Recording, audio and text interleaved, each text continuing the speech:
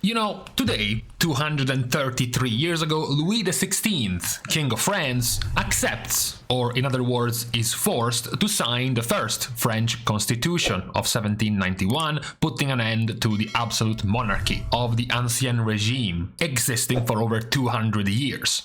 Now, we're talking about kings because, of course, after only a couple of days of the normal and the heroic raid becoming available, there have been, of course, immediate proclamation of superiority by multiple specs based on their performance, their initial performance in the heroic raid of Anubar Palace. And no doubt, perhaps not nearly as drastically as the French, perhaps not nearly as many heads will start rolling, but some of these kings are definitely a temporary situation compared to what will be expected of them once mythic raiding begins. So, quite simply, this is the current situation when it comes to the results in heroic difficulty after a couple of days. You know, yeah, it's a couple of days, but we already have several thousand parses of the DPS specs, so it's somewhat reliable enough at the very least for the first, 6 bosses, we can say. The last couple have not been killed nearly as much. We have to say something quite familiar at this point. One thing that you should notice by looking at the results right now is that according to my research, my team of experts found out there are exactly 1, 2, 3, 4, 5, 6, as well as 7, why not 8 and why not 9 melee specs in the top 10 of the results. The only odd one out is, of course, a Blizzard's special, the poster child of the game. It's a mage spec. It's Arcane Mage in this case. So let's just say a familiar sight when it comes to early results in terms of raiding performance, many melees and not nearly as many casters. Now, of course, when you talk about the results, you have to go back and check and compare with your expectations. For example, yeah, sure, there is only one caster, but that's the caster I was kind of expecting doing very well. Arcane Mage, for example.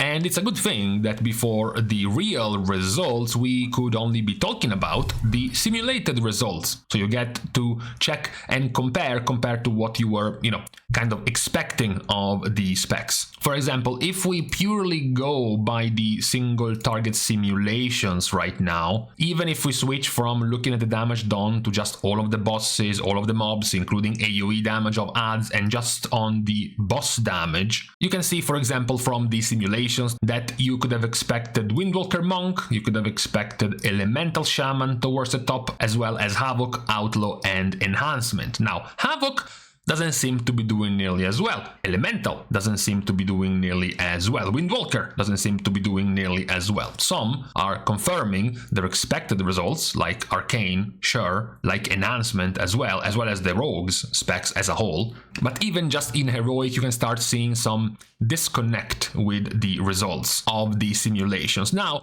this of course has plenty of reasons. This is not because the simulations are wrong. This is because, for example, the simulations also included something right now you don't have, which is called a tier set. And the gains of many specs are not going to be nearly as good as the gains of others. For example, it's easy now to say Fury Warrior is doing super well. Yes. However, Fury Warrior is also gaining 2% from their tier set, not 12% like Devastation, and not even 9% like Unholy, 7% like Havoc, or why not 16% like Enhancement Shaman. So it is likely that the moment the tier sets go online, Fury Warrior will be passed by many specs because the power of their tier set is not nearly as strong. Arcane is also in somewhat of a similar situation where the power of their tier set is average, so there is room for other specs to outdo them when it comes to the damage profile once they get access to the tier set. Another thing that is differing from the results, whether it is single target or the complete results of boss fights, and the simulations, is the item level, as well as just the preferred gear you might want, specifically the trinkets, right? So right now, most specs don't really have those trinkets, don't have perhaps even the embellishments because they have kept replacing gear with better upgrades, etc., not to mention the item level. The majority of these specs are being simmed at 638 or 639 item level, whereas all of these results, most of these results will be between 590 and maybe high up to 600 item level in these logs. So nowhere close to the level of output of the simulations. So it is a long-worded approach to point out that these results are not definitive and not even close. Yes, you can draw some initial conclusions. For example, the fact that Destruction Warlock, but even Demo are doing quite poorly, and then you look at the power of their tier set and it's also pretty poor. So yeah, you could say, but we can give them 35 more item levels, we can give them a tier set, we can give them their preferred trinkets, but it's very unlikely they will be improving that much more because of these results. You could say the same about Balanced Druid, a lot of talk and mentions about how their sim APL has not been that good, their simulations might not have been nearly as accurate as the others, but then you go into real life, snap, back to reality, and Balanced Druid is terrible. Those can already be indicative of their performance, for example. So it's definitely good to be checking these results just to see how the initial specs are performing, especially because we haven't pointed this out, we haven't said this out loud, but these sims are practically irrelevant for all of the high-end, high-up content clearing raiding guilds, because they will never get to this point when it will be relevant. Every single one of those good guilds will be clearing the raid, or at the very least clear almost every boss, perhaps halfway through the clearing of the last boss, where they even remotely approach this simulation power, this item level, because, it takes quite a few weeks and quite a lot of looting to get to 639 item level. So you won't even be getting to this power when it actually matters for the very high-end kind of content.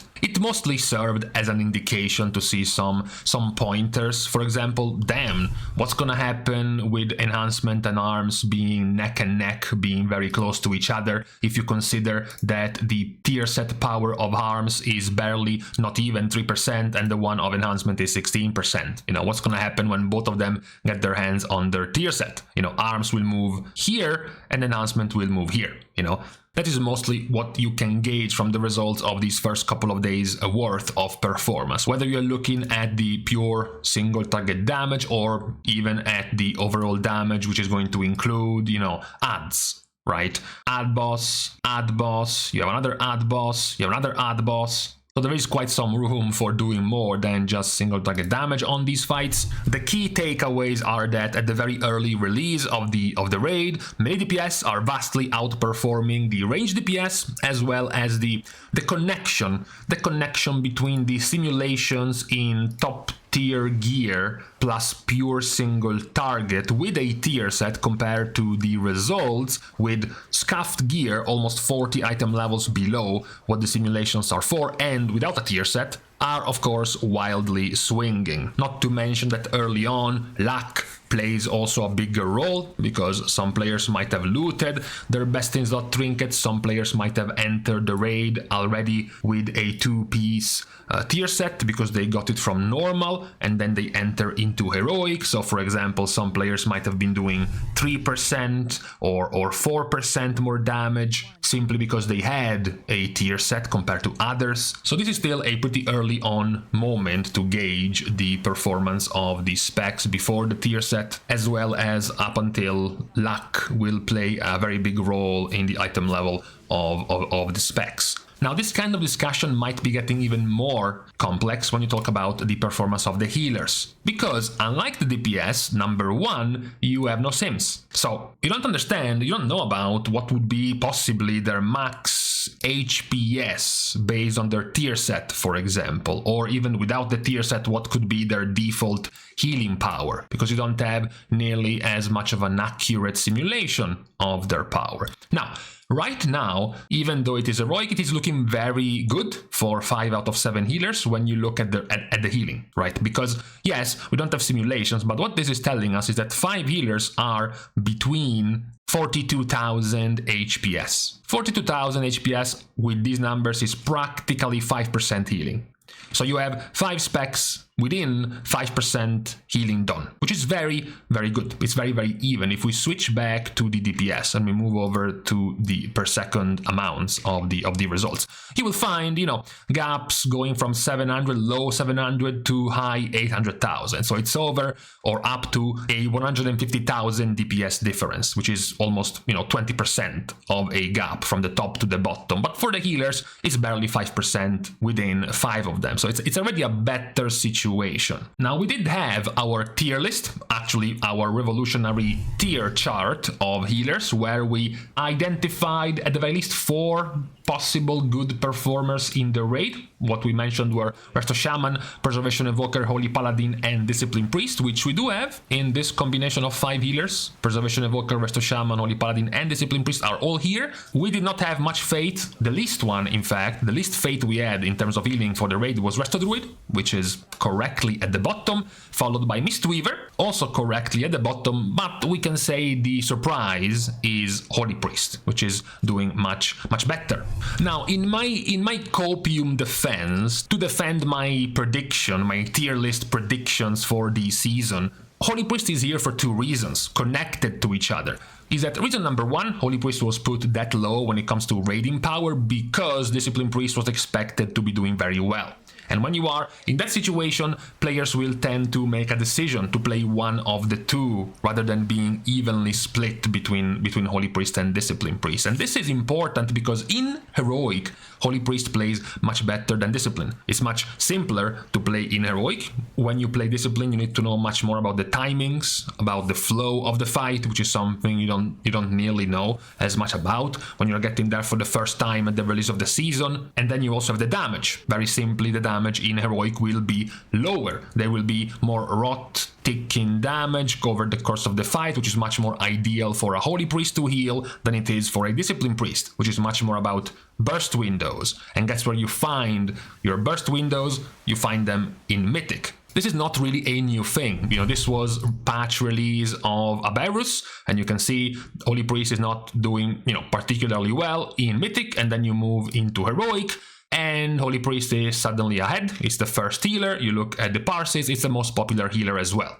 Then you move over to Amir Josil. In Mythic, Discipline Priest is absolutely terrible, especially compared to Discipline Priest for most of the tier. Then you move into Heroic, and Holy Priest is matching a Mistweaver Monk, which was brokenly OP in that tier. So that's the standard for a Holy Priest in a Heroic setting. That's why, if anything, this is bad for Holy. To be in Heroic and only be some 14,000 HPS, so 1.8% healing ahead of a Discipline Priest is not very good, because when you enter Mythic difficulty, it is much more likely that Discipline will have more room, more window to shine with the higher, heavier damage profile of a Mythic fight compared to a Heroic fight. So for now, at the very least, before we are ready to toss Discipline Priest in a ditch, we are still defending our prediction for the raiding power for this season until we see what actually goes down in Mythic. But for now, the healers, even though they are harder to guess and predict than the DPS, because we can't gauge too much, we can't look too much at their simulated possible power, we can only go by real-time results, they still do look more even and more balanced than what we are seeing in the DPS. Now, of course, for them, much like what we pointed out for the DPS, we still don't have a tier set, obviously. Certain healers will gain more power than others based on the power of their tier set, as well as perhaps some others will be scaling better with more secondary stats, with more impactful secondaries, usually haste or mastery. So that is also something that we will be seeing develop once the Mythic difficulty comes out next reset. But for today, these were the initial results, which will be followed by, of course, initial overreactions based on the couple of days of heroic kills, heroic progression, if we can call it that, of this new raid.